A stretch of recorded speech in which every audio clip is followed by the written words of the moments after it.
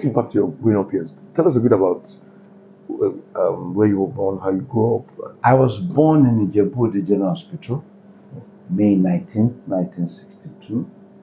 And my mom told me that I was taken away by I don't know what, àwọn èèyàn ọba. And I will assume that a lot were done unto me. What it is, I don't know. I was too young to know. And I don't have anybody to give me account of what happened. But I was told that one fear didn't want me know. I was told that one she can't she fún àkọ́bí ọba, one she fún me. But be that as it may, I am a practicing Muslim. I went to Millfield. I went to different schools before Millfield, but Millfield actually molded my life and turned me, gave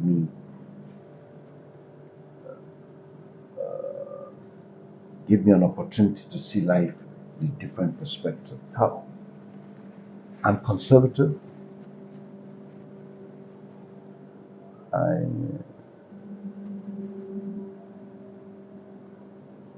I believe in tradition.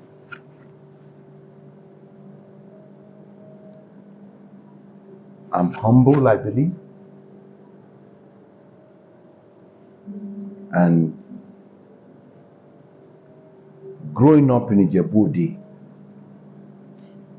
we never mix with people that were wealthy. We lived, I want to go down the road. Those are our friends that we had. There was last quarter's son, who is in America. His name is Sharaf Abdusonya. Struggled to make a medical doctor in America. His father was at last quarter. Those were my friends. So I've actually had no reason to pinch myself because I was always with them. So not to have money or to have money, all of that came when I got to Millfield. That's when I realized that because I went to the most expensive school in the world, I then realized that my dad had a bit of cash. My outlook changed a bit to what an educated person might call sophistication. But before that, I had no sense of sophistication. None. I was just an ordinary Joe bloke. One put me prince, but I didn't understand the essence of the prince. When I got older, I then realized I got preferences. Doing business, getting attention, getting doors open, which is why I am here. I live among my people, not away from them. To bá di ìrọ̀lẹ́, I have ọlọ́kadà tó máa bá mi ṣeré níbí, tá máa jọ jókòó, tá máa jẹun, shoot the breeze, tell me what's going on in town. Sometimes they give me wrong information. Sometimes they give me the right information. But obviously, all of this exposure is at a cost. The cost is that Bisola, Shongo Nomoju, Bamiwa 3,000 bẹ́ẹ̀. Ọmọ rẹ̀ lọ school 3 million around for function. We the road and so on to get Bamison. So you need to learn how to navigate that. It's a mine. Because there's also an adage saying that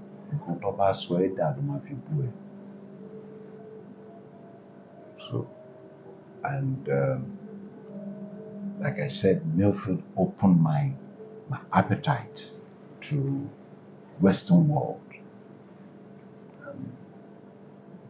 I thank God for that, because that had helped me a great deal in doing business, in presentation, in communication. That had helped me, and I'm grateful to my dad for that. I see some traditional, some princess who has not left the shores of Nigeria. And then I wonder what happened to them. So when I see myself in comparison, I then thank my dad for taking that choice. When you left Milford, did you come back or you still stayed? I stayed, I went to Dublin because my dad had a home in Dublin. My sisters and my mother lived in Dublin, the whole family. I was the only one in London.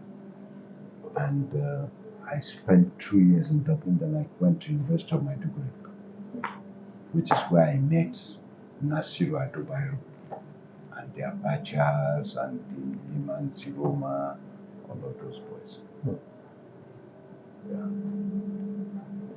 So in a way, all of this experiences Yes. shaped you. Shaped me. Now let me tell you a story. I didn't do well in school. My dad threw me to Maiduguri. And in Maiduguri, if you notice, at my father's, most of my functions, all my functions, there's always quite a number of northerners who come to rejoice with me on such occasions.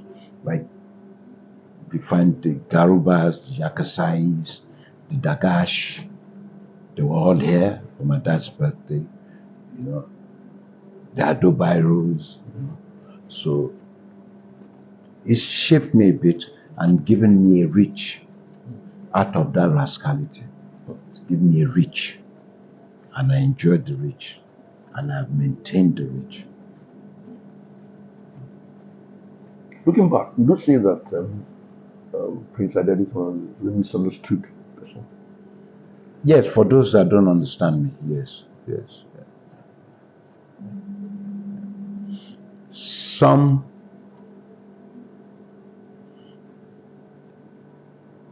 clad me with that word, rascal. Oh, certainly, you'll be rascal, you'll be rascally, and then at the same time, because age comes, your perceptions about life changes, you see things a bit different. Life in itself start to have meaning because you are attaining certain goals, maybe in age, maybe in business.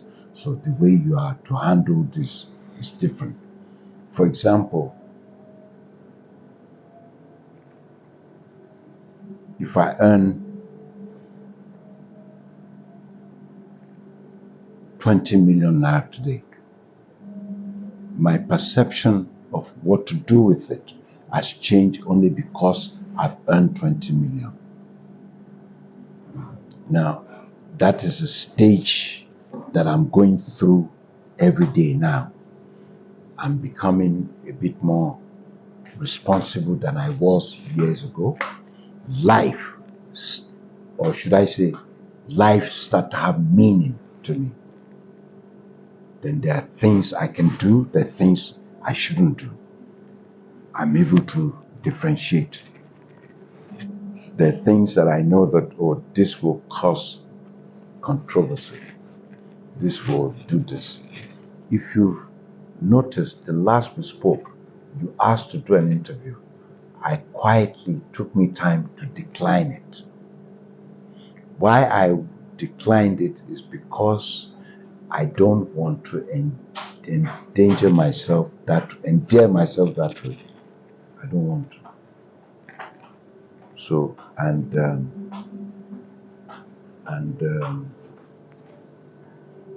so that has helped me. The different troubles I've gotten into at the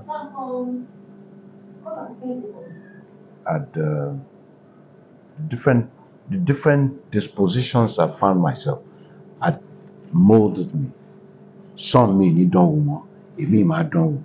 Torí pé mo get away with it, me ní ṣe mọ́.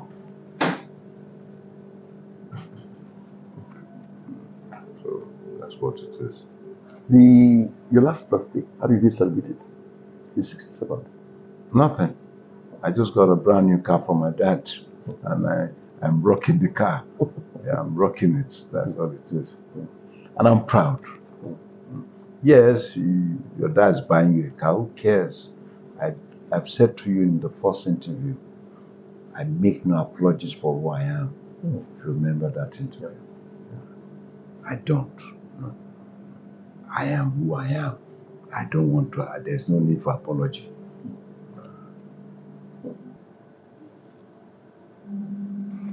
Talking about things that you still want to do, are there things, or are there still things you'd like to? Oh, plenty. Tons of it. I like to see my children succeed. I have two grandsons. They are there. I have two grandsons, and I like to open doors for them. I like to make things possible. Not necessarily money, just make things a bit easier. Look, máa forúkọ bolúwẹ̀ láṣìírí. Ẹgbẹ́ mi ni àbí mo jùlọ with few days. Ó ti jẹ́ number 3 Nàìjíríà rí.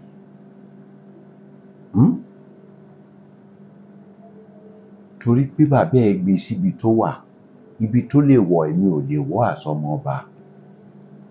So I've come to realize that ìtorí bàbá ẹ̀ ṣí ọ̀nà fún bẹ́ẹ̀, bàbá tèmi lòun bá jókòó, kò ṣe mí mọ́. I like to put my children in that position. I really like to. Those are one of the that will give me pleasure. I also like to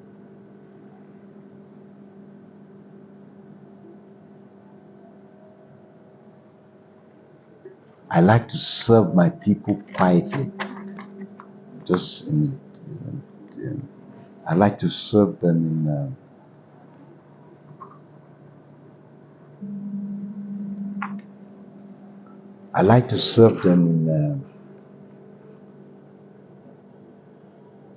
I don't want to build roads. I'm not government, but I want to be useful to my people. Maybe 10 people will come to my door. I will answer 4 and tell the 6 to go away. I like to help that way. Can you tell us a bit about the experience you've gained? I think you've mentioned some of it. Having lived in Ijebu all your life, I mean, it's also very strange that. Yes, leaving Milford and coming here. I spoke to a lady friend of mine over the weekend, and she said it's unbelievable that to think that I come to Djibouti, I live in Djibouti. Now, for me, Djibouti, orúkọ wọn, ọlá wọn ni mò ń lò, mi mọ nǹkan mi. If I had been Adewale Thompson, I might be a poor man, I might be the richest man in the world, but I don't know. I don't have that opportunity.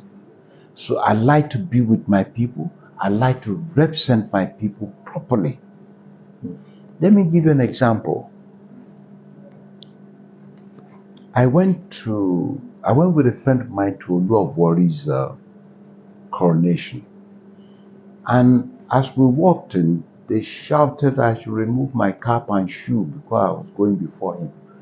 I quietly told them no. Said to them no.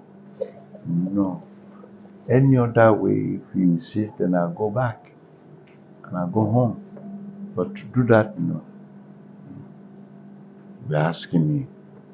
I met a young Oba in Lagos State at a function. So somebody introduced me to him. Said, oh, this is so and so. He took his irukere and said, Biri. So I asked him, Kale o ṣàlàáfíà ló wà? That's what I said to him. Because mo rí pé kò mọ̀ wọ́n ara ẹ̀ ni. Mi ń ṣẹgbẹ́ ẹ̀. baálẹ̀ tó great sọ́ba ni tí ò mọ when to stop lọ́rọ̀ òòṣà dé pàpà òun pàpà tí ì lè ṣòòṣà torí baálẹ̀ tó great ni sọ́ba tó ń kí èmi bẹ́ẹ̀. So I think he quickly understood what I meant. He heard me. Oh, he heard me. That that person heard me. Mo bèèrè lọ́wọ́ pé ṣàlàáfíà ní kálẹ̀ o, ṣé gbogbo ẹ̀ ń lọ? I had to let him know. Because some of these traditional rulers,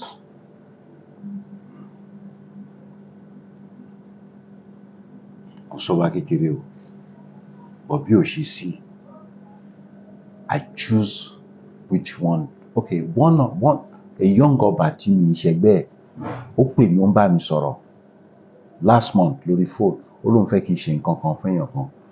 Ó ládé gbà tó sọ nǹkan tó sọ tán, ó ní kí lẹ pè mí yẹn kábíyèsí. Ó ládé mo lọ́mọ bá ń kọ́. You understood the message. The conversation never went beyond that. I think he was shocked. So he quietly dropped the phone, and I dropped the phone. And I didn't do what he asked me to do. I didn't do it.